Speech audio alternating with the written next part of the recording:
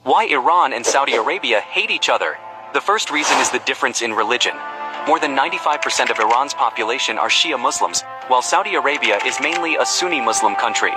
The growing friendship between Saudi Arabia and the United States really annoys Iran, USA being one of the main opponents of Iran.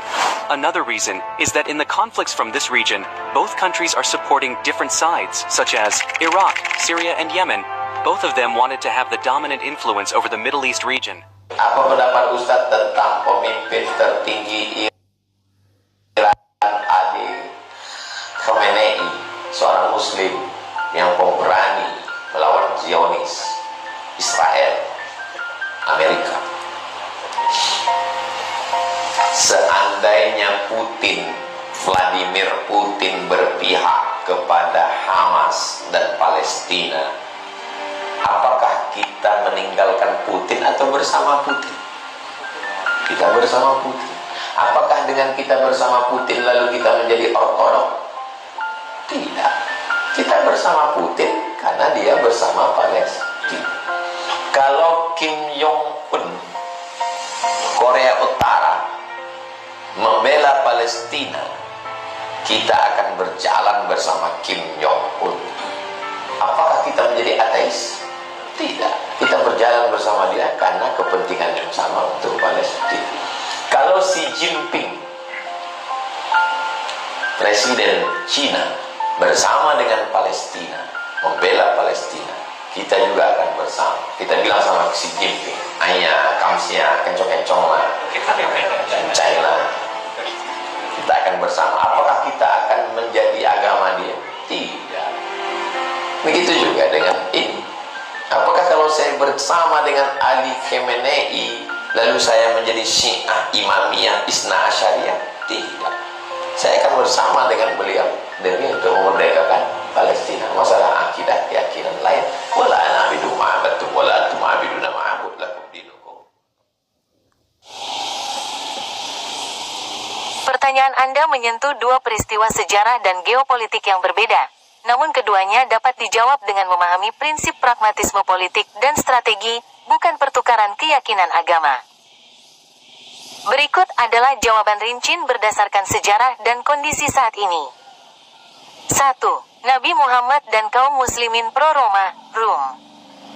Apakah Nabi Muhammad dan kaum muslimin menjadi Kristen Ortodoks? Jawabannya, tidak. 1.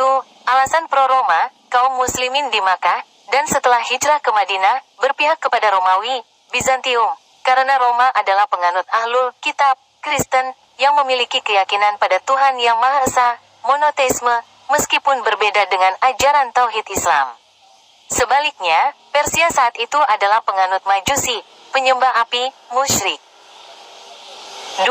Surah Ar-Rum, kemenangan Roma atas Persia disinggung dalam Al-Quran, Surah Ar-Rum, 1-6, sebagai berita gembira. Muslim pro-Roma bukan karena ingin menjadi Kristen, melainkan karena secara psikologis dan ideologis, Kristen lebih dekat dengan Tauhid dibandingkan penyembah api. Dan 3. Keyakinan, Nabi Muhammad dan kaum muslimin tetap teguh pada Islam. Dukungan tersebut hanyalah bentuk simpati politis dan keagamaan, ahlul kitab vs musyrik, bukan perpindahan iman. 2. Arab Saudi pro-Amerika Serikat, AS, menyerang Iran. Apakah Arab Saudi Kristen karena pro-Amerika Serikat? Jawabannya, tidak. 1. Aliansi strategis, hubungan Arab Saudi dengan Amerika Serikat, AS, adalah hubungan aliansi strategis dan pragmatis, didasarkan pada kepentingan keamanan, ekonomi, dan perminyakan, bukan aliansi keagamaan. 2. Geopolitik, persaingan Arab Saudi dan Iran lebih bersifat geopolitik, Sunni vs Syiah, dan berebut pengaruh di Timur Tengah, bukan perbedaan antara Kristen dan Islam. 3. Tetap Islam, Arab Saudi adalah pusat kelahiran Islam dan penjaga dua kota suci, Makkah dan Madinah. Arab Saudi menggunakan hukum Islam, Syariah, dan tidak bergeser menjadi negara Kristen. Dan 4. Tujuan aliansi, pro-AS, dan seringkali pro-Barat, yang dilakukan Saudi bertujuan untuk membendung pengaruh Iran di kawasan, terutama di negara-negara seperti Yaman, Irak, dan Suriah, dengan bantuan militer dan teknologi AS. Kesimpulan. Pro-Roma di masa Nabi Muhammad dan pro-AS di masa sekarang memiliki kemiripan, yaitu pragmatisme politik.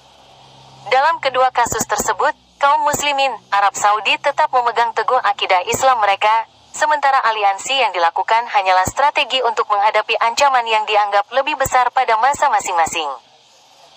Ringkasnya, pro terhadap suatu negara tidak berarti penganut agama negara tersebut.